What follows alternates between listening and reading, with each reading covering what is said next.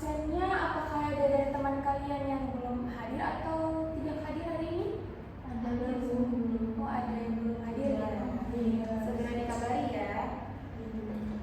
Oke, pada pertemuan kali ini kita akan membahas mengenai teks deskripsi yang topik pembahasannya yang pertama yaitu pengertian teks deskripsi, yang kedua itu ciri-ciri teks deskripsi, yang ketiga struktur teks deskripsi, dan yang terakhir itu ada jenis-jenis teks deskripsi. Tahukah kalian gambar yang ada di atas? Bisa. Pasti banyak dari kalian yang sudah pernah melihat secara langsung kan hewan tersebut. Jadi ibu minta salah satu dari kalian yang bisa deskripsikan hewan rusa yang ada di atas.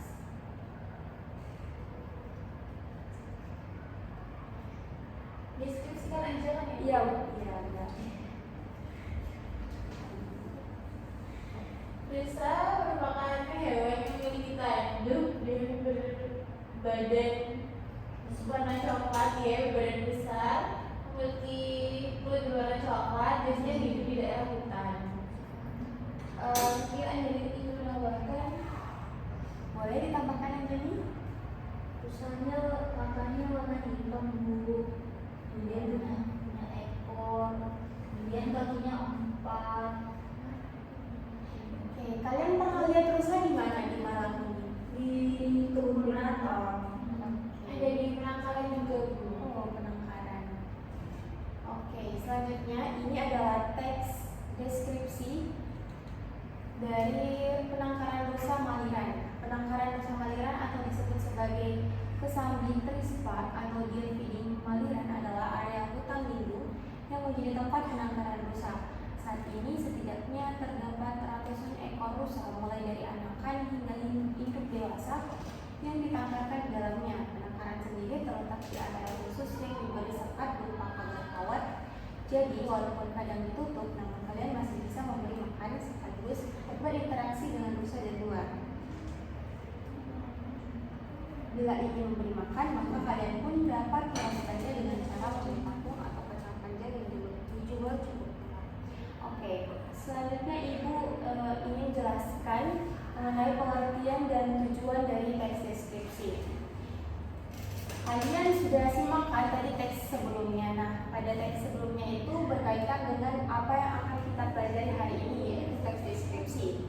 Nah, teks deskripsi sendiri adalah teks yang menuliskan sesuatu sesuai dengan keadaannya, sehingga pembaca dapat melihat, mendengar, mencium, dan merasakan apa yang dilukiskan oleh penulis sesuai dengan citra penulisnya. Nah, selanjutnya ada ciri-ciri dan tujuan dari teks deskripsi. Yang pertama yaitu menggambarkan atau melukiskan sesuatu benda, tempat, atau suasana tertentu. Yang kedua ada melibatkan panca indera seperti pendengaran, penglihatan, penciuman untuk menggambarkan objek. Dan yang terakhir, teks deskripsi ini bertujuan agar pembaca seolah-olah dapat melihat dan merasakan sendiri objek yang dideskripsikan. Selanjutnya ada struktur dari teks deskripsi. Struktur teks deskripsi sendiri terdiri dari 3 struktur, yaitu identifikasi, deskripsi, dan simpulan atau pesan. Yang pertama itu ada identifikasi. Nah, pada identifikasi ini gambaran umum yang menjelaskan definisi atau identitas objek yang dideskripsikan. Yang kedua itu ada deskripsi bagian. Nah, pada deskripsi bagian ini, bagian perincian objeknya ini dijelaskan berdasarkan tanggapan subjektif dari penulis. Dan yang terakhir itu ada simpulan atau pesan. Nah, pada simpulan dan pesan ini memberikan refleksi dari objek yang dideskripsikan sebagai wujud kesan atas objek yang dideskripsikan. Nah, Ibu ingin memberikan kalian contoh teks deskripsi, lalu salah satu dari kalian bisa menyebutkan dan menjelaskan struktur dari teks deskripsi yang ada di atas. Salah satu dari kalian ada yang bisa membaca? Dibaca? Ya, baca dulu. Ya, terus nanti kalian menentukan struktur dari teks deskripsi ini. Salah satu adalah wisata pantai Jakarta adalah Pantai Parangtritis. Tepatnya Pantai Parangtritis berada di Kecamatan Kota Bantul, daerah istimewa Jakarta. Pantai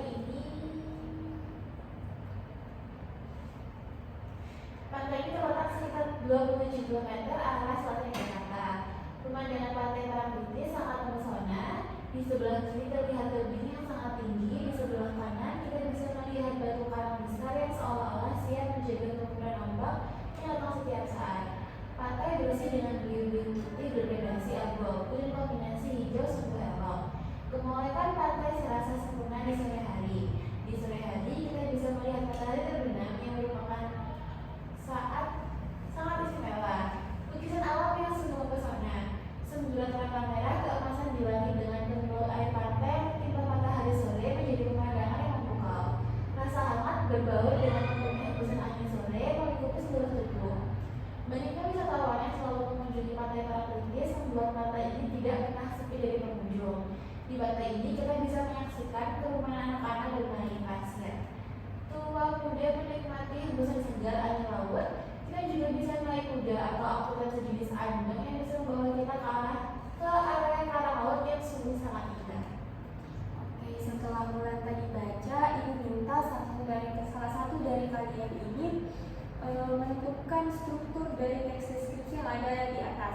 Nah, kan tadi Ibu sudah jelaskan ya terlebih dahulu mengenai struktur dari teks deskripsi. Selanjutnya kalian tentukan struktur deskripsi yang ada pada teks di atas. Ibu kasih waktu 5 menit ya untuk menentukan struktur dari teks deskripsi di atas.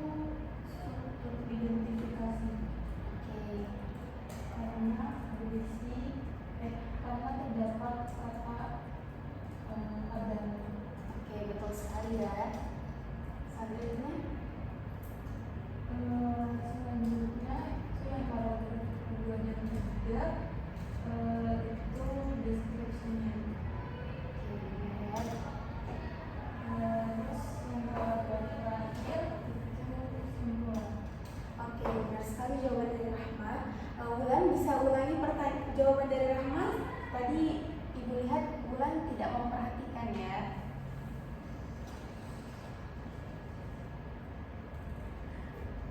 Maaf tidak mendengarkan Ibu.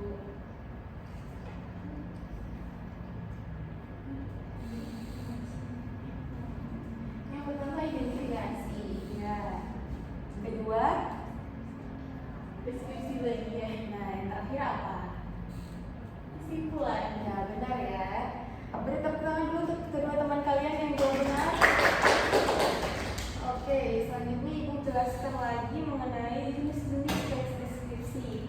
Nah, jenis deskripsi sendiri terbagi atas dua. Yang pertama berdasarkan bentuk. Nah, untuk teks deskripsi berdasarkan bentuk ini terdiri dari teks deskripsi yang berdiri sendiri dan teks deskripsi yang termasuk dalam bagian teks lain. Yang kedua yaitu berdasarkan isi. Nah, untuk teks deskripsi berdasarkan isi ini terdiri dari dua jenis yaitu teks deskripsi spasial, objektif, dan subjektif. Nah, selanjutnya itu ada kaidah kebahasaan teks deskripsi. Setiap teks kan memiliki kaidah kebahasaan masing-masing. Nah, teks deskripsi ini mempunyai beberapa kaidah kebahasaan. Nah, contohnya itu yang pertama menggunakan kata sifat untuk mendeskripsikan objek. Misalnya, terdapat kata-kata baik, indah, dan kuat. Nah, yang kedua itu menggunakan kata benda terkait objek yang dideskripsikan. Misalnya, kucingku, bajuku. Dan yang terakhir itu menggunakan kata kerja aksi untuk mendeskripsikan perilaku atau objek, misalnya mengeluarkan bau harum atau dan mencakar mangsanya. Yang keempat yaitu menggunakan frasa yang mengandung kata benda, misalnya beliau merupakan seorang ibu yang lemah lembut. Yang kelima, menggunakan kata kerja atau perasaan atau pendapat yang menggambarkan sudut pandang pribadi penulis, misalnya kucing itu berat sekali. Nah, yang keenam itu mengandung kata keterangan untuk memberikan informasi tambahan terkait objek yang dijelaskan, misalnya di halaman, di hutan, dengan lihai. Nah, yang terakhir itu mengandung bahasa kiasan, misalnya bunyinya lembut seperti kapas. Sesudah penjelasan dari ibu ingin memberikan tugas untuk pekan depan ya. Tiap anak masing-masing membuat teks deskripsi mengenai tempat wisata yang ada di Kota Malang. Ibu minta kalian tulis di kertas saja ya, terus dihias, kalau bisa kalian hias teks deskripsinya. Apakah dari kalian sudah mengerti tugas yang ibu berikan? Sudah. Oke, kalau sudah mengerti, ibu tutup pembelajaran hari ini. Assalamualaikum warahmatullahi wabarakatuh. Waalaikumsalam.